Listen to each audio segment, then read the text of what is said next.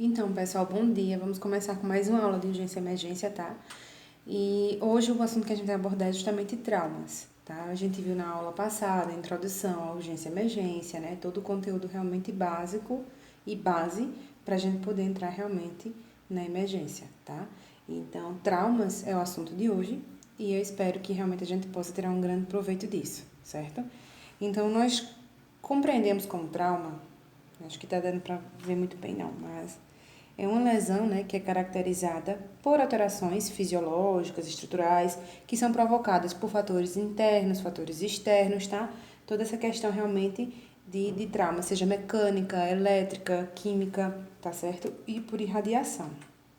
Então, a gente para ver que são as urgências mais frequentes, certo? Que vão estar ali envolvidas, né, na área da saúde. Lembrando que a maioria, né, das emergências de trauma que a gente tem é de acidentes realmente com automóveis, certo?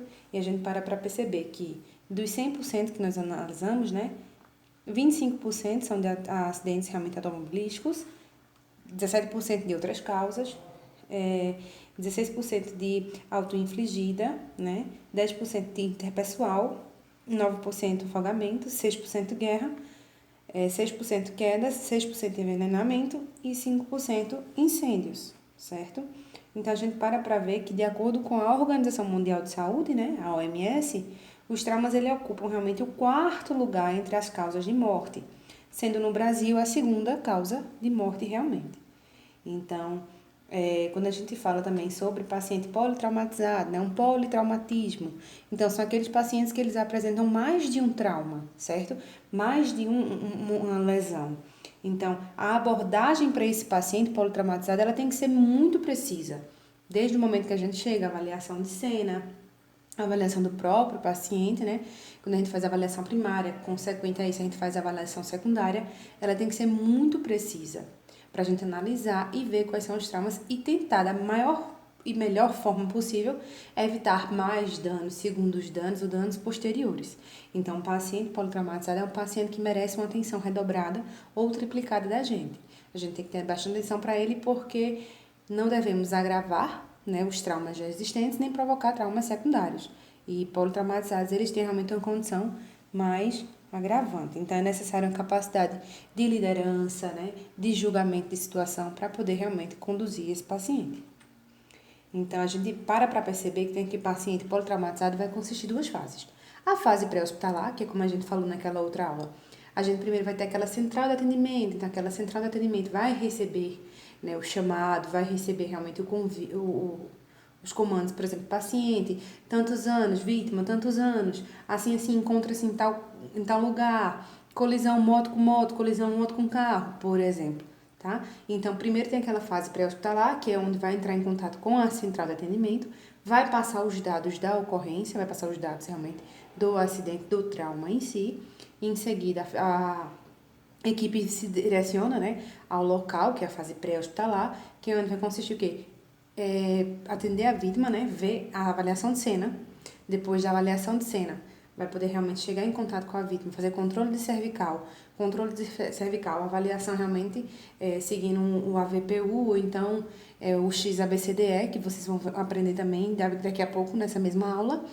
Então, fazer toda essa avaliação desse paciente, tudo, para poder fazer estabilização dele, possíveis imobilizações, caso seja necessário imobilizar, para poder realmente redirecionar esse paciente para a fase intra-hospitalar, que é a segunda fase do atendimento ao paciente politraumatizado, tá? Então, a fase pré-hospitalar vai ter justamente isso, lembrando que a gente tem que ter um tempo-resposta ideal, né, que é um tempo que a gente gasta da nossa base para poder lá prestar atendimento, então tem que ter um tempo-resposta bom.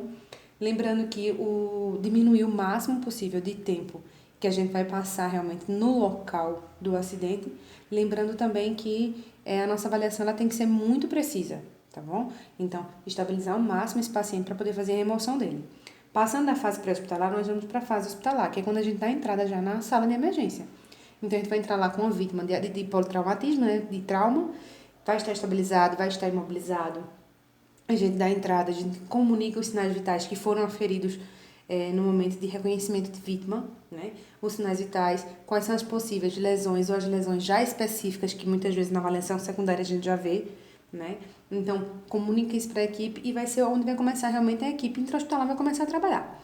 É onde eles vão começar passar pela avaliação presencial, né, médica, porque a regulação já dá uma orientação a gente do que fazer. Analisar, tirar raio-x, direcionar para raio-x, para tirar raio-x, para fazer tomografia. Então, eles vão direcionar o paciente de acordo realmente com as queixas dele, porque a partir do momento que entrou no hospital, é paciente. Ambiente pré-hospitalar a gente chama de vítima, tá? Então, ter esse cuidado realmente. E muitas vezes a própria unidade ela já é comunicada antes. Por exemplo, aqui em Caetés, a gente vai buscar um acidente, a gente já comunica logo ao hospital. A gente está indo para uma QTC de trauma.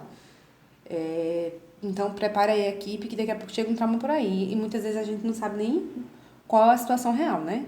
Às vezes pode ser que as informações que foram dadas à regulação sejam verídicas, como a situação que a gente encontra lá pode ser 1000 vezes mais grave, tá bom? E durante realmente as avaliações do trauma, como eu falei para vocês, vão ter scores, vão ter escalas, que vão ser específicas realmente para avaliar padrões dessa vítima. E a principal escala que a gente usa é a de Glasgow, que é para avaliar o nível de consciência, porque a gente sabe que um Glasgow 8, 9 já é indicativo de intubação orotraqueal, tá? É um paciente que vai precisar de uma via aérea avançada, certo? Então, é necessário que a gente faça essa avaliação. E aí, a gente pergunta como é que é feita. A gente sabe que antigamente, né, a avaliação do coma de Glasgow, ela era feita somente com avaliação pupilar, resposta verbal, resposta motora, né? Eram avaliados realmente só alguns scores. Com a nova atualização, realmente agora, além das avaliações de resposta verbal, resposta motora, né, abertura ocular, né, nós temos também a avaliação pupilar, certo? Lembrando que a soma total tem que dar 15, certo? E agora, além de ter entrado a pupila, entrou o termo não testável também na avaliação do coma de Glasgow. Por quê? Quando a gente para observar, um paciente que ele é mudo, o paciente é mudo, ele não emite nem sons. Então, tem como a gente avaliar a resposta verbal dele? Não tem, tá? Então, tem o termo NT, que é não testável, certo? Um paciente é paraplégico, então vai ter como a gente avaliar 100% essa resposta motora dele? Não tem, tá? Então, o termo não testável. É um paciente que é cego, então a pupila dele também não vai reagir. Então, tem o termo NT, que é o termo não testável, certo? Então, com essa nova atualização, entrou a avaliação pupilar e o termo não testável também para ser aplicado no score da escala de coma de Glasgow, certo? Lembrando que, além da escala de coma de Glasgow, nós temos a escala de trauma também, né? Que é justamente o AVPU, que a gente vai ver se o paciente ele tá alerta, se tem resposta verbal, tá? Se responde a um estímulo doloroso e se não tem nenhuma resposta. Então, é o VPU, né, que ele foi realmente feito lá pelo protocolo ATLS para avaliar realmente essa condição do paciente, certo? Então, alguns procedimentos que podem ser feitos no ambiente realmente pré-hospitalar, que vocês, enquanto técnico, também podem estar ali fazendo, auxiliando também. Quando a gente pega, às vezes, um paciente, a primeira coisa que a gente vai fazer é o X, tá? Ver a insanguinação, ver hemorragias, depois do controle de hemorragias, desses sangramentos, que antigamente era o ABCDE, e hemorragias e sangramentos vinham somente no C, né, de circulação.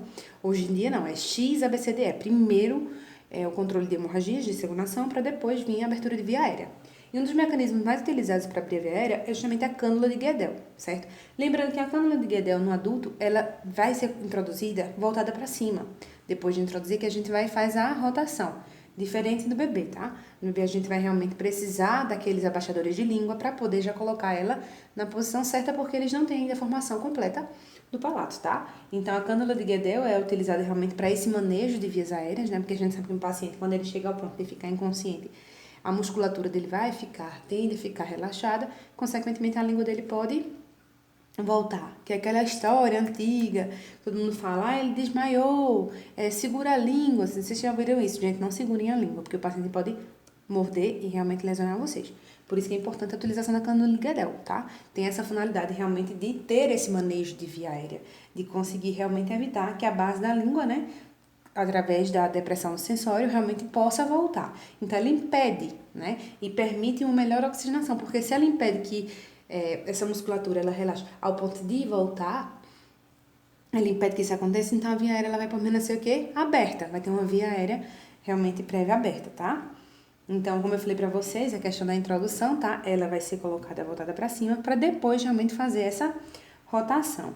Lembrando também que ela pode induzir vômitos, então tenha bastante cuidado, porque pode ser necessário realmente fazer aspiração oral nesse paciente, fazer aspiração nele para evitar uma broncoaspiração e tal, tudo.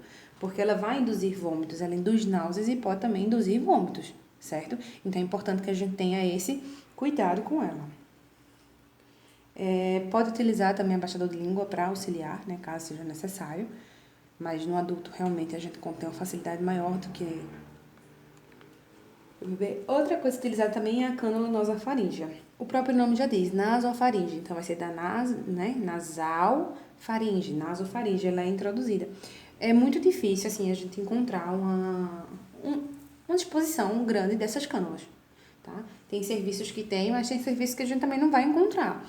Então, em alguns serviços já teve a necessidade de utilizar uma sonda curta, que fosse realmente até a faringe somente para obter uma via aérea, somente para ter essa oxigenação, tá? Já foi feito isso. Na ausência, realmente foi um improviso, tá? Na ausência realmente da cânula nasofaríngea, que ela é utilizada também para essa questão de suporte de via aérea, tá? Para que esse paciente tenha essa oxigenação. Outros procedimentos que podem ser feitos para obter a via aérea, por mais que seja um procedimento cirúrgico, mas que a gente precisa ter o conhecimento dele, né? É a crico, certo? Que é realmente quando você precisa de uma via aérea rápida, tá? Ela é usada realmente quando não consegue garantir uma via aérea prévia e tal, e de um modo mais rápido e seguro, certo? Então, ela é utilizada, é um procedimento médico, certo? Que ela vai ser feita dessa forma. Lembrando que é um procedimento que é contraindicado para menores de 12 anos, só pode ser feito realmente em adultos, tem que ter a posição certa da cabeça para ter essa extensão, para ver a localização exata realmente, para poder fazer a perfuração. Tá? Outra coisa também que pode ser é a crico por punção, né? Que é feita realmente uma punção para manter a oxigenação também. Lembrando que tem um tempo médio realmente de 30 minutos, realmente que isso pode ser feito. E também não é indicado para pacientes menores de 12 anos, certo? E a intubação orotraqueal, como eu já falei para vocês na outra aula. Mostrei para vocês os equipamentos, né, que vai vir o laringo, né, as lâminas que podem ser retas ou curvas, tá? Tubo orotraqueal, fio guia, certo? Tudo isso vai ser necessário realmente para fazer a intubação. Aí uma observação que eu trago para vocês é que os tubos, eles têm tamanhos. Tem tubo 6, 6,5, 8, 8,5, 7, 7,5, tem tubo 10, tá? Então, aí, essa numeração do tubo, ela vai ser decidida pelo médico, né? De acordo com a anatomia do paciente e com a idade do paciente também, tá bom? Então, vai ter essa escolha de tubo. Então, é importante que a gente saiba realmente quais são os materiais que vão ser necessários para fazer a intubação. Nós vamos precisar de luvas cirúrgicas, né? Que são as luvas estéreis, vamos precisar do tubo, do fio guia, tá? Vamos precisar de uma seringa de 20 ml, porque o CAF do tubo vai ter que ser insuflado. Vamos precisar de cadastro, tá? E do laringo e testar todos os dias quando vocês receberem um plantão a nível de emergência, seja ela pré-hospitalar ou intra-hospitalar. É importante que o carrinho de parada ele seja verificado, ou então o material de intubação seja verificado, no caso de ambiente pré-hospitalar. Ver se o laringo está pegando, se as pilhas estão pegando, porque na hora de emergência você tem que ter todo o material à sua disposição, certo? Aí tem a drenagem torácica, né, que é um procedimento realmente invasivo, um procedimento médico, cirúrgico, que visa realmente manter a pressão negativa normal do espaço pleural. E aí vem a principal pergunta para vocês. Qual dreno, tá? Uma das atividades de hoje. Qual o dreno mais utilizado para drenagem torácica? Qual o dreno que é utilizado? Qual o dreno que exerce essa função de deixar a pressão negativa? Vocês vão ver a imagem dele a seguir. Eu acredito que tá a imagem dele a seguir. Mas eu quero que vocês entendam por que é usado esse dreno. E que dreno é esse, tá bom? Certo? Outra coisa também que pode ser feita, né? A introdução do dedo, né? Para assegurar a aderência, né, antes de colocar o dreno. Lembrando que a introdução, a inserção do dreno, o dreno vai ter que estar pinçado para poder ser introduzido, certo? E lembrando que para retirar o dreno, né? É necessário que o paciente ele segure a respiração após realmente inspirar. E retira o dreno realmente rapidamente e faz, se necessário, fazer um curativo oclusivo, certo? Compressivo nesse local.